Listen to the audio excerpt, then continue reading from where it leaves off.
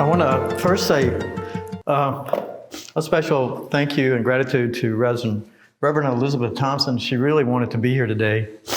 And so it was kind of a last minute decision. The Interstate 75 was down. And so, we made a decision to just push it back a week. But she'll be here next week. So we're really looking forward to you, Elizabeth, coming back next week and joining us here. I got the opportunity to step up. So I want to say thank you for allowing me to.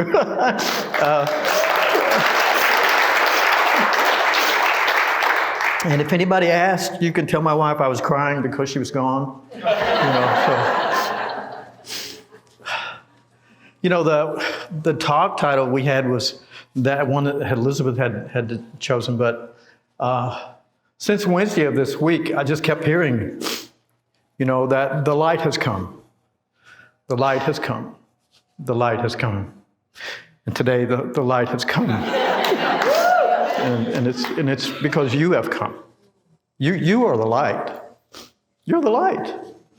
You've always been the light. You can't really deny it. It is who and what you are. You are the light of the world. And when you bring yourself into this sanctuary, we are all blessed by your presence. The world is blessed by your presence. And I am truly blessed by your presence here today. Been here this week and have had the honor and pleasure of watching how this community has come together. And those of you who were involved physically know who you are, and let's please give them a hand and say thank you.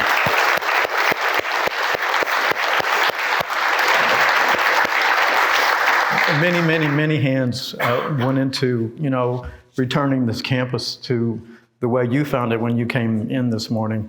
And it was my particular pleasure to drive in early and see that it looked almost untouched from what we saw last week. And it was because so many people worked so hard to show their love, for you and for the community. And others who had the brilliant ideas that brought things together, other people who have provided their support emotionally, financially, and otherwise this week that have poured in to give those here the strength to, keep up the work. And we're very, very honored and just happy that we didn't miss a Sunday. We're here, and we opened up the windows, and we only had a few mosquitoes to deal with. Other than that, it was working pretty good. And then suddenly, all of a sudden, once the energy came, then the lights did come on, right? So the light has come. I shared this reading this morning with Kathleen, and I just want to refer back to it just briefly. Let us today attend the voice for God. That's the capital V voice for God. And the capital V voice for God is really the voice that's in your heart. It's the voice of love.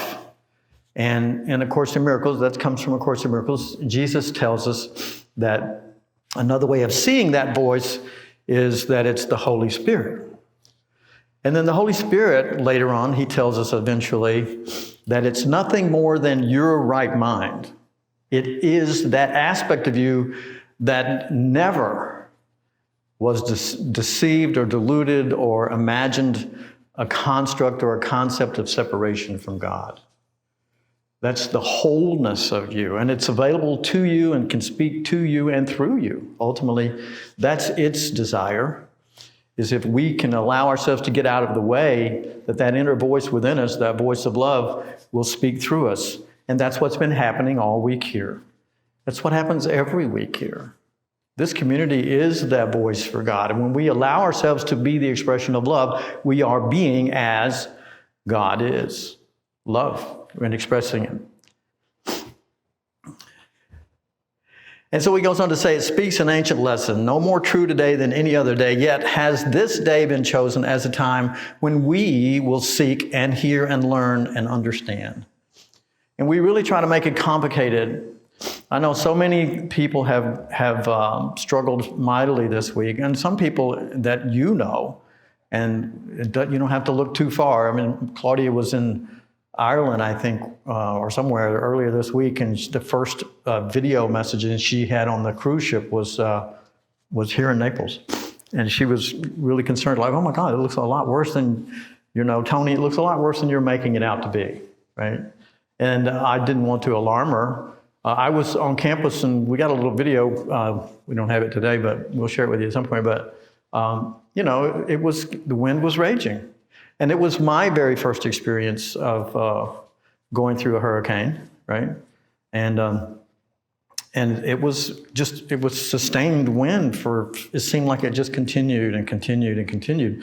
And then the power went out, and then the internet went out, and then my cell phone didn't work all week for whatever reason.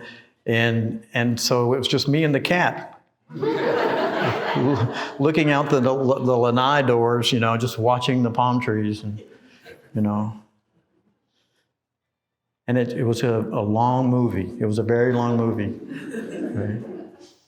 And then I would come over here on occasion and just check on things. And when I looked around, I could see that this campus is designed and built, and these buildings are designed and built, and it's laid out in a way to be more sustaining than that wind, for sure. And it has endured mightily over many decades. And I think with the love and care that you continue to give this community, and I'm joining you in loving this community, that it will continue to thrive and sustain this energy that you bring forth, this construct of separation and loss can't really truly be honored here. Because ultimately, that's what the voice of God is teaching us, that there is no loss in God. There cannot be. And I know that there are aspects of it, or there are things that we've seen in videos and maybe on our telephones, and if any of you have driven to places, or maybe you've had some of your own experiences this week of some sense of loss. It doesn't really reconcile. It doesn't make sense. But the reason it doesn't make sense is because he teaches us through A Course in Miracles, and I know this is kind of a fairly more recent teaching. It's only 60, 80 years old at this point. I'm gonna say 60, almost 70 years old now, and that's like brand new compared to the hundreds of years of what we've been learning from the theology of different religions and so forth. And so this kind of takes us to a different place where I think he says we're finally ready to be willing to look at things in a new way. That if there is no loss in God, then the only thing that we're really experiencing is the imagined possibility of being separated from our own divinity. So you are divine. You and God are one. And ultimately, when we repeat this mantra, God is, God is, God is, we bring forth the recognition for ourselves and others. We witness to the truth that there is no loss in God. And while it may appear to be something that we're experiencing in the form of physicality and of matter and human experience, ultimately, that's not our actual reality. Our actual reality is one of absolute abundance. And Jesse asked me this morning if we were begin talking about abundance today, and truly that's what abundance is. Abundance is the sustenance of a never-ending embrace of love. And it comes from within you. And it begins to bless you and bless everyone around you when you open your heart and allow yourself to be that voice of God. As Jesus said once upon a time, when you see me, you see the Father. That's exactly what he was expressing. The human personality self, Jeshua ben Joseph, Jesus was out of the way now, and he was expressing as the voice, capital V voice for God. He was expressing as his right, capital R, capital M mind, his right mind. And every word he spoke was word of truth. Every expression he gave was an expression of love. He was called the angel of love, the teacher of love. Because love was the only thing that can be expressed when we're connected with that divinity that exists within us. And it exists within us, and in truth, we exist within it. We are literally, walking through the kingdom of heaven, imagine it to be something other than what it truly is. And if we imagine it, if we think it, if we hold the vibrational field of fear or separation or lack, injury, and any of those low vibration levels, it reflects it back to us and says, this is what the energy that you're holding. So for our brothers and sisters, we can't know, or for anyone here who has experienced any sense of loss whatsoever, we can't know why that happens. And so to imagine that it happens, and I'm sure, certainly I would have not so long ago thought, well, why would God do this? And then later I find out God didn't do it.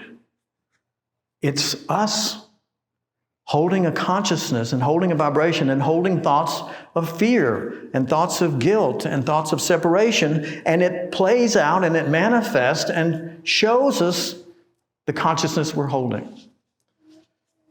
And it's just teaching us to let go of those false concepts.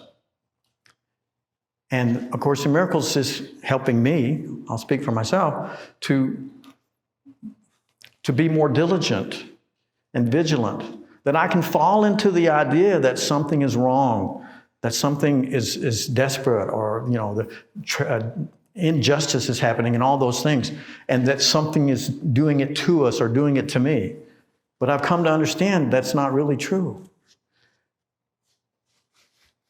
There is no blame. Everyone is where they are. Everyone has made their own choices. We cannot be where we have not chosen to be. And we cannot be where God would not have us be. And God has us firmly in His heart. We are ideas in the mind of God, and we are ideas of love in the mind of God. And so if we really are playing a game of separation, we're going to experience things that are showing us that we can change and move toward the truth, of our own being. We can begin to embrace and begin to recognize our divinity. So he goes on and says that the Holy Spirit is holding your divinity in trust while you dally with the ego, right? Well, I've spent decades and decades and decades dallying with the ego. But since I've been with you more than ever in my life, I've been trying to give my awareness and my attention and my focus to that voice within, the voice of love. And you guys are my teachers, and I've watched you participating in that practice. He calls it the holy instant. And it sounds really technical. Wow, it sounds like that might be hard. What is the holy instant? Is that like that, or what is it? No. It is that instant in time where there is no time. It's that instant when you step out of time. It's that moment when you take a good deep breath. And let's do that together now.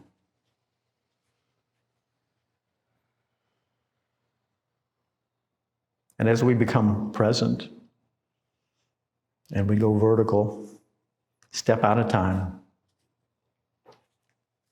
If we have some concerns, if we have some fears about our loved ones or what the future might hold, we don't have to look any further than the past to recognize that no matter what happens, we are on a continuous journey of improvement.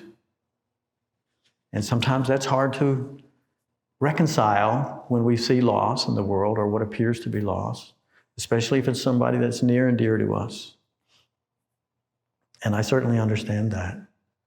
And so I want to send a blessing of love with you from this community. So let's take a moment of silence, and you think of that dear one to you, that near one to you, someone you might know that's been affected by the wind this week, or the water this week, or fear this week. And let's hold them in a blessing of love in this holy instant.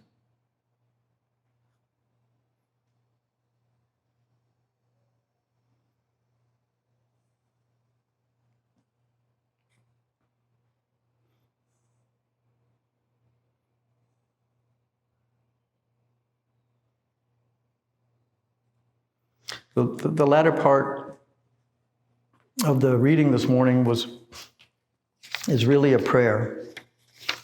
And I think it bears repeating. And so I'd like to end with this. Again, one more good deep breath.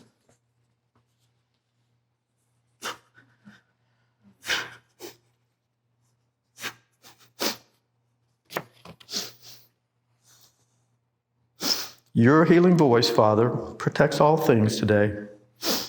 And so I leave all things to you. I need be anxious over nothing. For your voice will tell me what to do and where to go, whom to speak to and what to say to them, what thoughts to think, what words to give the world. The safety that I bring is given me, Father. Your voice protects all things through me.